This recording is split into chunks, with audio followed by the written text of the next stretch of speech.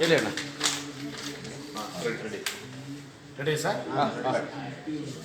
ಪೌರ ಕಾರ್ಮಿಕರು, ನೇರವಾದ ಪೌರ ಕಾರ್ಮಿಕರು, ಆಟೋ ಚಾಲಕರು ಮತ್ತು ಶುಚಿಗಾರರ ಒಕ್ಕೂಟದ ಸಂಘದ ಅಧ್ಯಕ್ಷರಾದಂಥ ವೆಂಕಟರಮಣ ನನ್ನ ಹೆಸರು. ಈಗ ನಾವು ಪೌರ ಕಾರ್ಮಿಕರ IPD ಸಾಲಪ್ಪ ಕೊಟ್ಟಿರೋ ವರದಿಯನ್ನು, IPD ಸಾಲಪ್ಪ ಅಂದರೆ ನಮ್ಮ ದಿವಂಗತ ಪಿತಾಮಹ IPD ಸಾಲಪ್ಪ ಅವರು ಪೌರ ಕಾರ್ಮಿಕರ ಕಷ್ಟ ಸುಖಗಳಲ್ಲಿ ಅರ್ದುಕೊಂಡು ಬಂದಿರೋಂಥ ಮಹಾನ್ ಭಾವರು ಮತ್ತು ನ್ಯಾಷನಲ್ ಚೇರ್ಮನ್ ಆಗಿ ಕೆಲಸ ಮಾಡಿರತಕ್ಕಂಥ ವ್ಯಕ್ತಿ, ಮುಖಂಡರು, ಮಾಜಿ MLAಗಳು ಅವರು. ಹಾಗಾಗಿ ಅವರು ನಮ್ಮ ಪೌರ ಕಾರ್ಮಿಕರ ವಿಚಾರಣೆಗಳೆಲ್ಲ ತಗೊಂಡು 76ರಲ್ಲೇ ಸರ್ಕಾರಕ್ಕೆ ವರದಿ ಕೊಟ್ಟಿದ್ದಾರೆ. ಆ ವರದಿ ಇದುವರೆಗೂ ಜಾರಿ ಬರ್ತಾ ಇಲ್ಲ.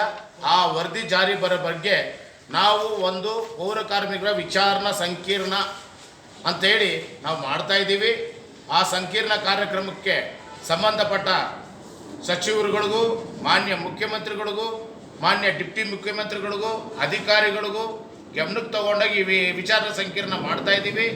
ಅದೇ ರೀತಿಯಲ್ಲಿ ಇವತ್ತು ಈ ವರದಿಯಲ್ಲಿ ಪೌರ ಕಾರ್ಮಿಕರು ಸಿಟಿಯಲ್ಲಿ ಜೀವನ ಮಾಡ್ತಾ ಇರತಕ್ಕಂಥ ಸಾರ್ವಜನಿಕರಲ್ಲಿ ಒಂದು 500 ಜನಕ್ಕೆ ಒಬ್ಬರು ಪೌರ ಕಾರ್ಮಿಕರು ಇರಬೇಕು.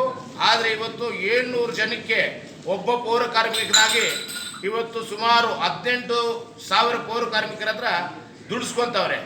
ಈ ಬೆಂಗಳೂರು ಸಿಟಿಯಲ್ಲಿ 1.5 ಕೋಟಿ ಜನ ಇರೋದ್ರಿಂದ ನಮ್ಮ ಪೌರ ಕಾರ್ಮಿಕರು 60,000ದಿಂದ ಹಿಡಿದು 65,000ವರೆಗೂ ಕೆಲಸ ಮಾಡಬೇಕಾಗಿರೋ ಸಿಟಿಯಲ್ಲಿ ಇವತ್ತು ನಮ್ಮ ಹತ್ರ 30,000 ಜನದ ಹತ್ರ ದುಡಿಸ್ಕೊತವ್ರೆ. ಅದರಲ್ಲಿ ಇನ್ಕ್ಲೂಡಿಂಗ್ ಆಟೋ ಡ್ರೈವರ್ಗಳು, ಆಟೋ ಕ್ಲೀನರ್ಗಳು, ಲಾರಿ ಡ್ರೈವರ್ಗಳು, ಲಾರಿ ಕ್ಲೀನರ್ಗಳು, ಇವರೆಲ್ಲರೂ ಸೇರಿದ್ರೆ 32,000 ಜನದ ಹತ್ರ ದುಡಿಸ್ಕೊತವ್ರೆ. ಆದರೆ ಇನ್ನೂ ಅರ್ಧ ಜನನ್ನ ಬಿಟ್ಟುಬಿಟ್ಟಿದ್ದಾರೆ. ಅರ್ಧ ಜನ ಬಂದು ಈಗ ಮಾಡ್ತಾ ಇರತಕ್ಕಂಥ ಕಾರ್ಮಿಕರು ಕಷ್ಟವಾಗಿ ಮಾಡ್ತಾ ಇದ್ದಾರೆ.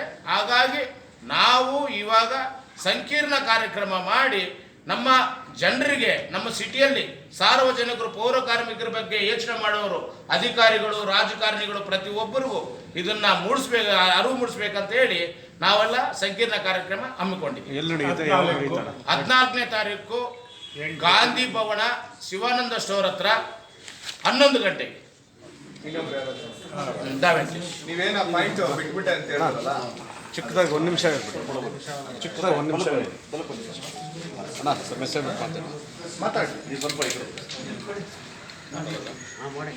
ಶುರು ಮಾಡಿ. ಮಾಧ್ಯಮ ಮಿತ್ರರೇ, ನನ್ನ ಹೆಸರು MV ವೆಂಕಟೇಶ್ ಅಂತೇಳಿ. ಇವತ್ತು ಬೆಂಗಳೂರಲ್ಲಿ 14ನೇ ತಾರೀಕು ಬುಧವಾರ ಗಾಂಧಿ ಭವನ ಶಿವಾನಂದ ಸರ್ಕಲಲ್ಲಿ ದಿವಂಗತ IPD ಸಾಲಪ್ಪನವರ ವರದಿ ಅನುಷ್ಠಾನಕ್ಕೆ ಬರಲಿಕ್ಕೆ ಸರ್ಕಾರ ಗಮನ ಸೆಳೀಲಿಕ್ಕೆ ಸಂಬಂಧಪಟ್ಟ ಎಲ್ಲ ಇಲಾಖೆಗಳನ್ನ ಕರೆಸಿಬಿಟ್ಟು IPD ಸಾಲಪ್ಪ ಅವರ ವರದಿಯಲ್ಲಿ ಪ್ರಮುಖ ಅಂಶಗಳೇನಪ್ಪ ಅಂದರೆ 500 ಜನಕ್ಕೆ ಒಬ್ಬ ಪೌರ ಕಾರ್ಮಿಕ ಅನ್ನೋದು ಭಾಳ ಪ್ರಾಮುಖ್ಯತೆ ಕೊಡಬೇಕಾಗುತ್ತೆ. ತದನಂತರ ಕಾಯಂ ಮಾತಿಗೆ ಯಾವ ರೀತಿ BBMPಲಿ ಕೆಲಸಗಳು ಮಾಡ್ತಿದ್ದಾರೋ ಪೌರ ಕಾರ್ಮಿಕರು, ಆಟೋ ಡ್ರೈವರ್ಗಳು, ಲೋಡರ್ಸನ್ನು ಅವರು ಒಂದೇ ವಿಂಗಲ್ಲಿ, ಯಾಕಂದರೆ ಒಂದು ಫ್ಯಾಮಿಲಿ ಥರ ಕೆಲಸ ಮಾಡ್ತಿರೋದ್ರಿಂದ ಅವ್ರನ್ನ ಕಾಯಂ ಮಾತಿ ಮಂಡಳಿ ಇದೆ. IPD ಸಾಲಪ್ಪ ಅವರಲ್ಲಿ ಕಾಯಂ ಮಾತಿ ಪ್ರತ್ಯೇಕ ಮಂಡಳಿ ಮಾಡಿ ಅಂತೇಳಿ ಅದು ಭಾಳ ಪ್ರಮುಖವಾದ ಒಂದು ಅಂಶ ಆಗಿರುತ್ತೆ.